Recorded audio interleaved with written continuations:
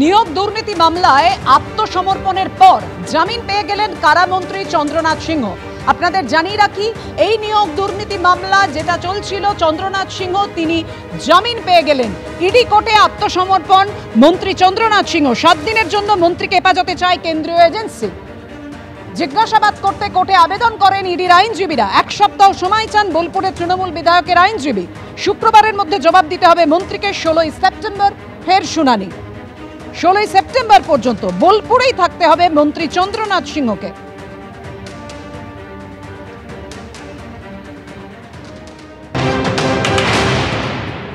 বিচার ব্যবস্থার প্রতি আমার আস্থা আছে, আশা করি সঠিক বিচার পাবো। আজকে কত টাকায় বন্ডে জামিন হলো এবং আপনাদের কি বক্তব্য ছিল? আপনি নিজেকে অভিযুক্ত বলে মনে করছেন? কত টাকা নিয়েছিলেন?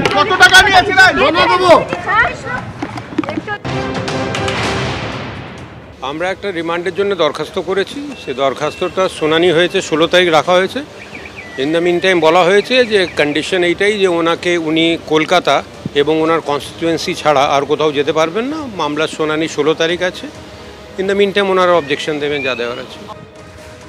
নিয়োগ দুর্নীতি মামলায় আত্মসমর্পণ করতে বলেছিল আদালত আগেই 12 সেপ্টেম্বর। তার আগেই আত্মসমর্পণের পর জামিন পেয়ে গেলেন কারামন্ত্রী চন্দ্রনাথ সিং।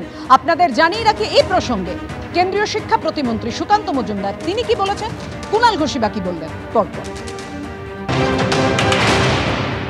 বেল পাননি উনি, 7 দিনের রিমান্ড চেয়েছে ওনাকে তদন্তকারী সংস্থা। 16 তারিখে আদালত বলেছে আবার শোনা হবে বিষয়টি। না, আমরা তো দেখতে চাইছি কারামন্ত্রী কারাবাস করবেন, কারামন্ত্রী কারাবাস করবেন, এটা দেখতে চাইছি আমরা। জনগণ, বাংলা জনগণ দেখতে চাইছি।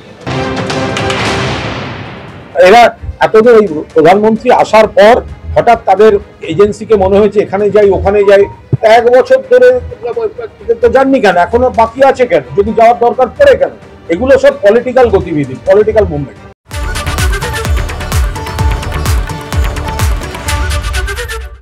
দেবীপক্ষ শুরুর আগে আরও 2টি রুটে চালু হয়ে গেল এসি লোকাল। মেন লাইনে শিয়ালদা রানাঘাট এসি লোকাল পরিষেবা শুরু হয়েছে আগেই, আর এবার বনগাঁ শাখাও পেল নিজস্ব এসি লোকাল। নতুন রুট শিয়ালদা থেকে বনগাঁ হয়ে রানাঘাট এবং শিয়ালদা কৃষ্ণনগর এসি লোকালও চালু হলো শুক্রবার থেকে।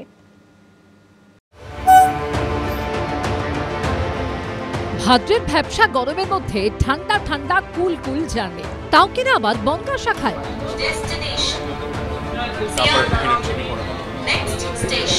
যে লাইনে ট্রেন সফর মানেই দুর্বিষহ ভিড়ের চাপ ঠেলে যাতায়াত, সেখানেই এবার রেল পরিষেবায় এক নতুন অধ্যায়ের সূচনা হলো। দেবীপক্ষ শুরুর আগেই আরো 2টি রুটে চালু হয়ে গেল এসি লোকাল। এবার শিয়ালদা থেকে বনগাঁ হয়ে রানাঘাট পর্যন্ত পৌঁছানো যাবে এসি লোকালে। শিয়ালদা থেকে কৃষ্ণনগর পর্যন্ত মিলবে এসি লোকাল পরিষেবা। এবার বনগাঁ শাখা পাচ্ছে নিজস্ব লোকাল এসি ট্রেন। আজকেই শুরু হয়েছে যাত্রা রানাঘাট থেকে বনগাঁ হয়ে শিয়ালদা। প্রথম যাত্রায় সওয়ার হয়েছেন অনেক মানুষ, তারা রয়েছেন তাদের মধ্যে একটা উৎসাহ লক্ষ্য করা যাচ্ছে। এটা তো খুব ভালোই লাগছে, এই গরমের মধ্যে এই এসি ট্রেনে যাওয়াতে খুবই ভালো লাগছে। Better relaxable journey. বনগাঁ লোকালে তো এটা ভাবাই যায় না যে কোনোদিন এসি ট্রেন চালু হবে। বনগাঁ শাখার ক্ষেত্রে সকাল 7টা 11 মিনিটে রানাঘাট থেকে এসি লোকাল ছাড়বে। এরপর সকাল 7টা 52-তে সেটি পৌঁছবে বনগাঁ স্টেশনে, আর তারপর 9টা 37 মিনিটে ট্রেনটি পৌঁছবে শিয়ালদা স্টেশনে। আবার সন্ধে 6টা 14 মিনিটে শিয়ালদা থেকে ছেড়ে এসি লোকাল রাত 8টা 4 মিনিটে বনগাঁ এবং তারপর 8টা 41 মিনিটে রানাঘাটে পৌঁছবে।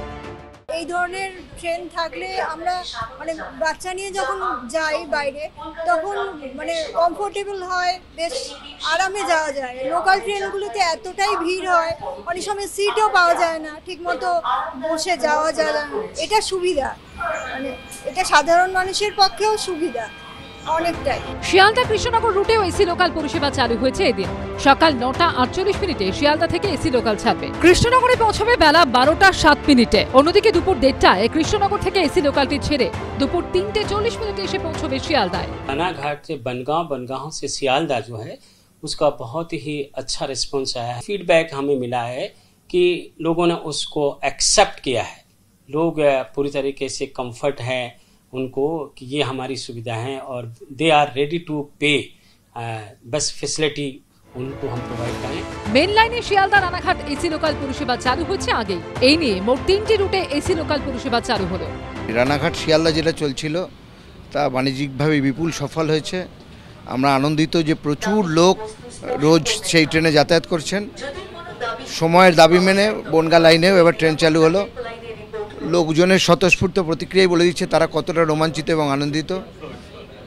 ভবিষ্যতে আরও ট্রেন চলবে, এই ট্রেনও বাণিজ্য সফল হবে আমরা আশা রাখি। রেলের তরফে জানানো হয়েছে বনগাঁ শাখার ক্ষেত্রে শিয়ালদা থেকে বিধাননগর ও দমদম জংশনের ভাড়া 35 টাকা, শিয়ালদা থেকে বনগাঁর ভাড়া 120 টাকা, শিয়ালদা থেকে রানাঘাট পর্যন্ত এসি লোকালে যেতে লাগবে 150 টাকা।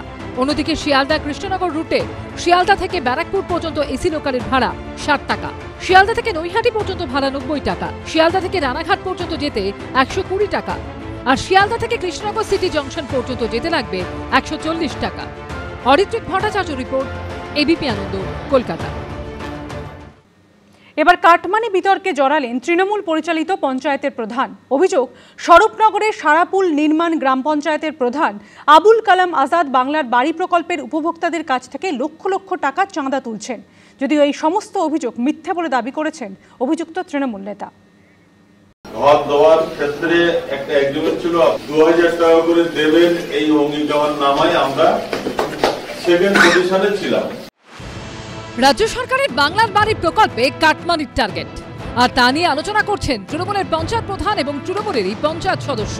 এই ভাইরাল ভিডিও ঘিরে সামনে এসেছে এমনই চাঞ্চল্যকর অভিযোগ।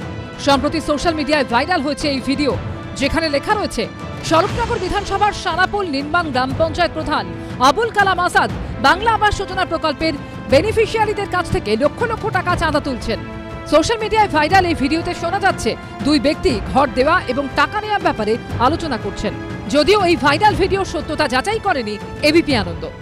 ঘর দেওয়ার ক্ষেত্রে একটা এগ্রিমেন্ট ছিল 2000 টাকা করে দেবেন, এই অঙ্গীকারনামায় আমরা সেকেন্ড পজিশনে ছিলাম। এই অনুপাতে 637 × 2 হলে 12,74,000 হয়। আজকে দিন পর্যন্ত আমি যেটা টাকা পেয়েছি 3,97,000 কি 4,13,000 এর মধ্যে হবে। কে কত টাকা দিয়েছিল আপনারা সবাই জানেন। এই ব্যালেন্স টাকাটা যদি ঠিক ভাবে না দিতে পারি, তাহলে আমাদের যেটা লিগ্যাল ওয়েতে আছে সেই কটা ঘর আমরা পাবো। এই ভাইরাল ভিডিওকে হাতিয়ার করেই কাটমানি আসছে তৃণমূলকে বিদ্ধ করেছে বিজেপি। এর থেকে প্রমাণিত হয় যে তৃণমূল কংগ্রেস কাটমানি ছাড়া কোনো কিছু করে না। তার মানে আপনারা বুঝে দেখুন, একটা পঞ্চায়েতে যদি সরকারি প্রকল্পের টাকা এইভাবে যদি তারা জনগণের থেকে কাটমানি খায়, তারা সারা পশ্চিমবঙ্গ যদি তারা কি করছে। যদিও তৃণমূলের পঞ্চায়েত প্রধান এবং পঞ্চায়েত সদস্য দুজনই অভিযোগ উড়িয়ে দিয়েছেন। সম্পূর্ণ ভিত্তিহীন। আমার পঞ্চায়েতের সাধারণ সভা ছাড়া কোনো মিটিং হয় না, এবং সাধারণ সভায় এরম ধরনের আলোচনা হারকিজ হয়নি। আর আমার এতটুকু অধিকার নেই যে আবাস যোজনার থেকে 2000 করে টাকা কাটমানি নেব, এ অধিকার আমার নেই। ভয়েস তো এখন বিভিন্ন রকমভাবে নকল করা যাচ্ছে। এ তো ভয়েস বলুন, ছবি বলুন, এ তো হাজারো হাজারো ফেক হচ্ছে। সম্পূর্ণ 100% এটা বিজেপির ষড়যন্ত্র ছাড়া অন্য কিছু না। এরকম কোনো কথা আমি তো বলতেই পারবো না। আমাদের প্রধান এরকম কোনোদিন কোনো আলোচনাই করেনি আমাদের সাথে। যেরকম 2000 কোটি টাকা চেয়েছে এটা আমি কোনো জানিনি, শুনিনি কোনোদিন। এটা হয়তো বিজেপির ষড়যন্ত্র হতে পারে। এটা অতীতেও কাটমানি অভিযোগে তোলপাড় হয়েছে এ রাজ্যের রাজনীতি। এবার ফের এক ভাইরাল ভিডিও ঘিরে মাথাচাড়া দিল সেই বিতর্ক। সমীরণ পালের রিপোর্ট, এবিপি আনন্দ, উত্তর 24 পরগনা।